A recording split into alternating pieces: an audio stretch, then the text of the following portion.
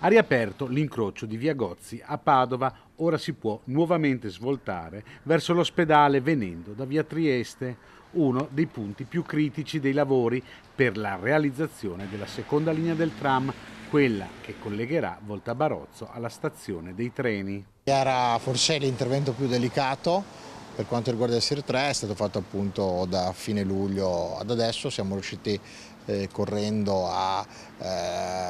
riaprire oggi la viabilità, quindi si potrà, per chi arriva da ovest, andare verso l'ospedale o proseguire verso via Trieste e via Bassi e girare a sinistra come in via Gozzi, cioè come si faceva prima del cantiere, quindi un ritorno alla normalità fatto in anticipo rispetto ai tempi, non abbiamo avuto sorprese, si è lavorato anche di notte, sicuramente vanno ringraziati tutti coloro che hanno lavorato fisicamente anche in condizioni non agevoli. Prima di aprire nuovi cantieri verranno ultimati quelli già partiti.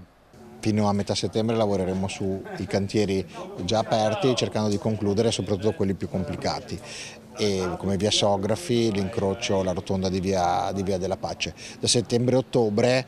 ci concentreremo poi invece sull'apertura di nuovi cantieri per andare verso la conclusione della fase della posa della piattaforma, a cui dovranno susseguirsi altri cantieri più o meno impattanti, che sono quelli del posizionamento dei pali, della linea aerea e della rotaia. Il varo del ponte di Voltabarozzo, a causa del caldo, ha subito un rallentamento di qualche settimana, tempo che però non incide sulla realizzazione dell'opera. Le alte temperature delle scorse settimane hanno rallentato un po' la fase di pittura, proprio perché il colore deve essere